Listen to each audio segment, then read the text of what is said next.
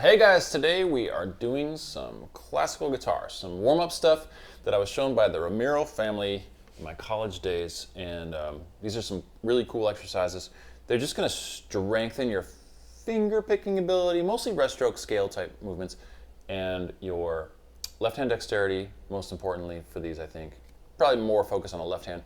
And then I'll give you some concepts of what to listen for when you're playing these. These are all found in the Romero guitar method, by the way. There's a Romero guitar book.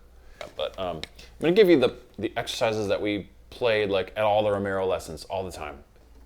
So the first one's a really simple chromatic thing. It's just going to be like that. Oh, we'll go fast through this one because it's not as exciting to watch.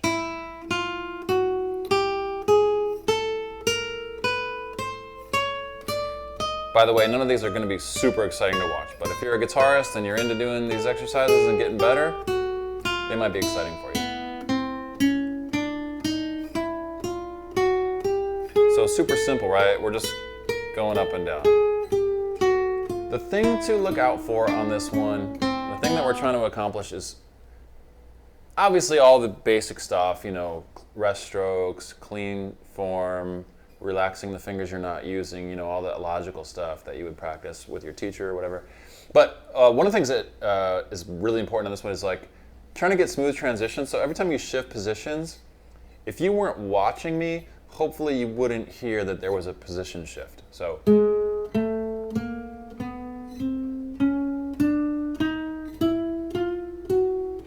I'm trying to do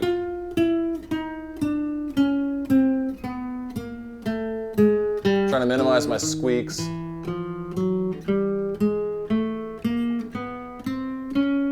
And I'm trying to hold that last note as long as possible so it's not like, I don't want to be like,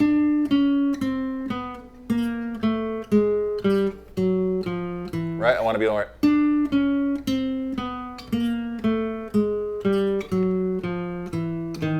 so the last note of this one, I'm trying to hold and kind of, and also not squeak. So it's a kind of a trickier thing than it looks like, but you're just going like really listen to the details and kind of dig in and try to eliminate that position shift sound any way you can. And one trick too is you can emphasize like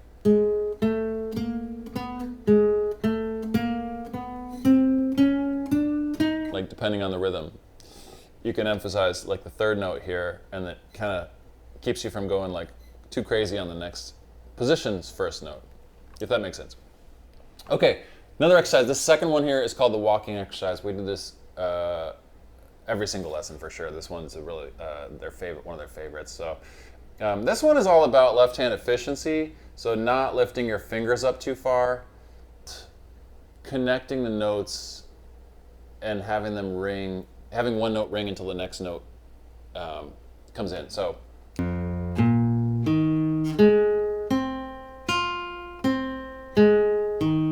So first two fingers, then the next two fingers, second and third fingers.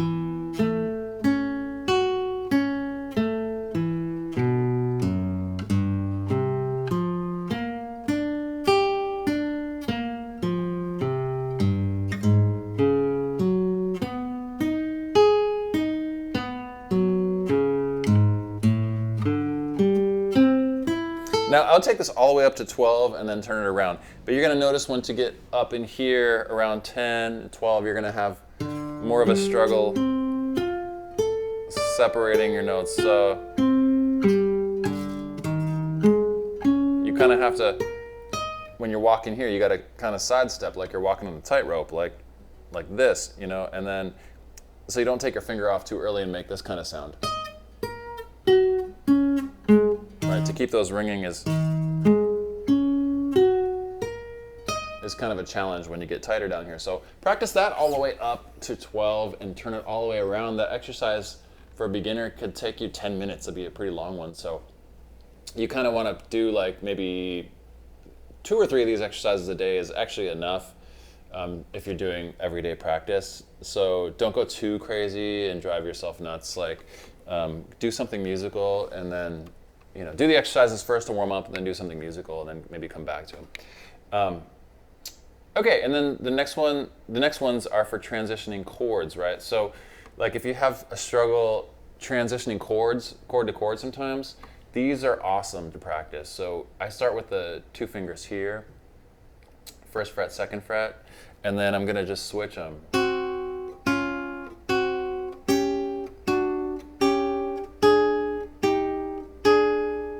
And then I'm going to pick up in that same fret where I stopped.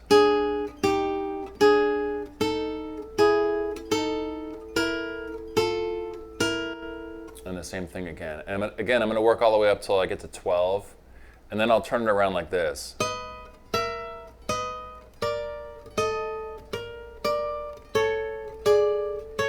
No mistake there. But what you want to avoid on this one is sounding like this. You want to sound.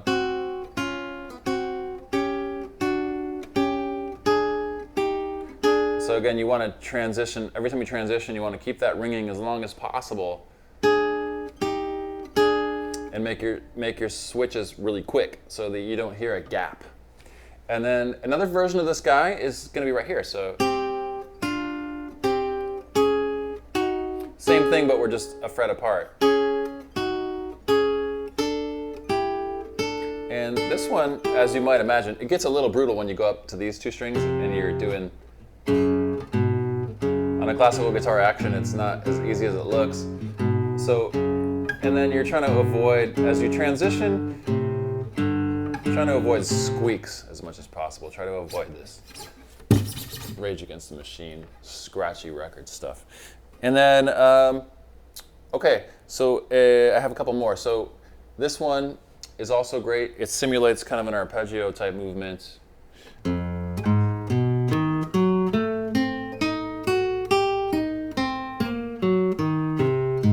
Let's do that a little bit slower for you.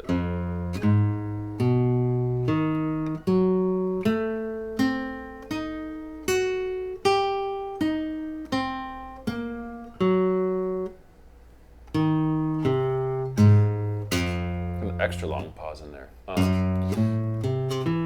Now, I love it like that, but one variation that they used to do on this too is they would play only the middle finger, so all middles.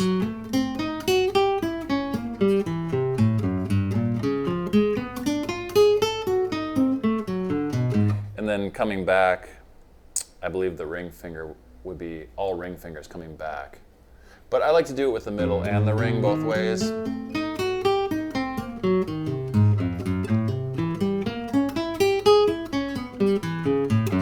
But do what feels most uncomfortable for you. And I do mean uncomfortable because if it's uncomfortable, it's probably more what you need. Like if your 3rd finger struggles, do it with a 3rd finger.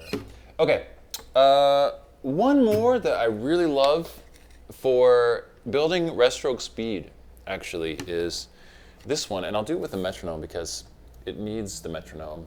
It loves the metronome. Sound like the guy from Silence of the Lambs. It uses the metronome, or else it gets the hose. Quarter notes. Let's start it over. Okay. Quarter notes. 8th notes. Quarter notes. Triplets. Quarter notes.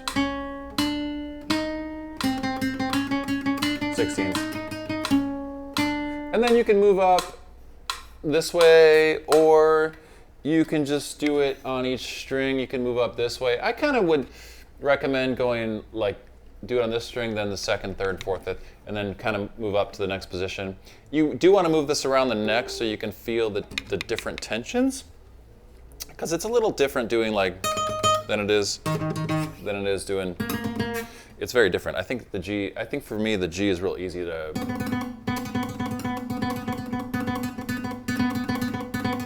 But like up here, it's a little more difficult, and down for me, like in here too, is like a little trickier. So just kind of move it around to all the strings, feel all the different tensions. Metronome is great because it keeps you honest on this one with your subdivisions, and allows you, like when you're playing a real piece of music, if you're transitioning from triplets to 16ths, it will make you more honest. And if you practice like these guys all the time. When you have a piece that has like